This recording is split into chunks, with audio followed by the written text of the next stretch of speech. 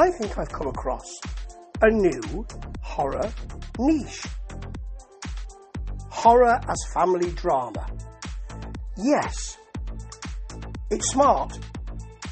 It's Steven Soderbergh and it's Presence.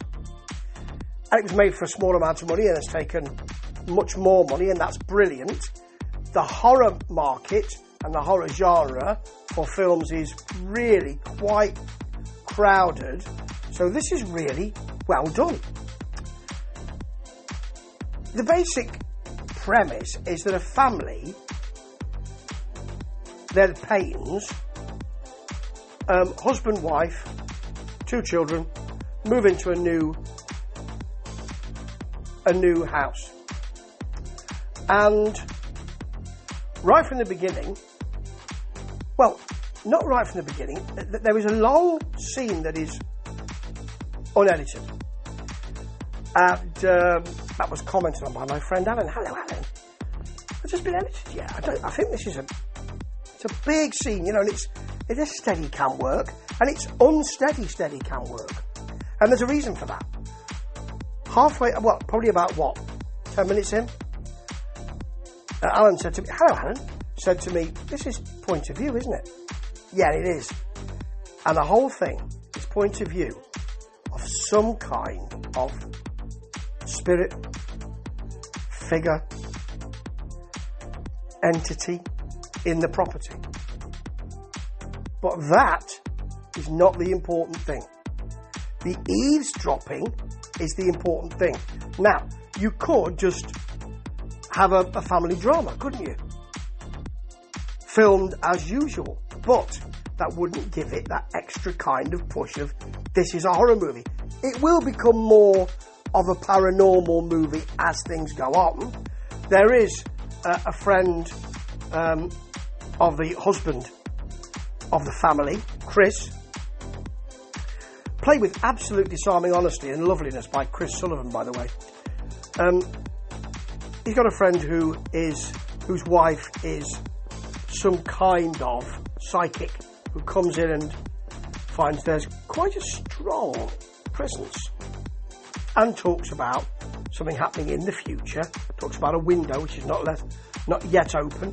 I won't say much more than that because you can't debate what that entity was, who that entity was, why that entity was. But the eavesdropping is the most important thing here. The gentleness of that and the allowance of that, and the way that the entity likes to stay in the closet of Chloe, the Payne's daughter, played with absolute disconnection by Kalina Liang, because she's just seen her friend, or she's just experienced her friend passing away. And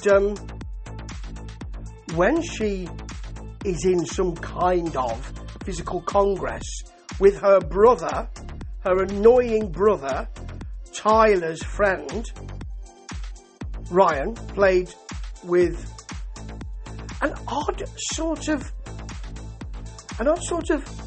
matey, but again disconnected and slightly on edge feel by Westmore Holland. When they're in physical congress, the entity does not want to look. So it's those little moments which really give a sort of homely feel to this Casper the Friendly Ghost type figure. The family aren't getting along. Chris and Rebecca, his wife, played by Lucy Liu, who is a prototypical obsessed with her career person, who's done something for her career which could rebound badly on her and which could result in something very serious. And at one point, Chris, her husband, says, I'm here, we'll go through this together. But really, it's a locked down one location, which is a house. It's a big house, but the house, and only a small cast. It's really focused, but It's got loads and loads of space because the entity wanders about all over the house and thinks, I'm not interested in that. I've seen who you are, seen what you're doing, now I want to go and see someone else. And so the entity makes its own decisions, and you will have to follow that because you're part of that now. It doesn't feel like eavesdropping and you think, I really shouldn't be looking at this, because it feels really friendly. At no point do you feel that this spirit, entity, ghost, whatever you want to call it, is some kind of, it's a portal to hell and they're all going to be cast down, that kind of thing, you know, it'll rip your very soul apart. At no point do you feel that way, and that is a really bold thing to do, and it goes against the flow, doesn't it, of modern horror. So it's the family, the way that the daughter and the son are, they don't get on, totally different. He's got a relationship, very close relationship with his mother, a kind of adult, inappropriate adult relationship with her, you know, in talking about stories and that kind of thing. The husband won't get himself involved in that at all. When he's telling a story at one point, they're all sitting around in the living room, apart from the husband, who is standing about 10 feet away and commenting on it, and nobody's listening to him. And the daughter has a close relationship with the father. As he says to a friend, he's asked, how are you? We're falling apart. We're coming apart, I think he says. We're just coming apart. And they have come apart by the end of the film. And I won't tell you why, because you might want to see this. It's beautifully done. It doesn't feel like it needs to quickly cut. It doesn't feel like it needs music to... There's occasional music, which does manipulate the mood a little, but generally it doesn't need that kind of thing. It allows itself the air and the time for this family relationship to unfold. And it's really good that a film is focused more on the acting and the relationships and the connections and disconnections rather than it's a portal of hell or it's a slasher or something like that, or it's an entity that will kill you, that kind of thing. That never happens.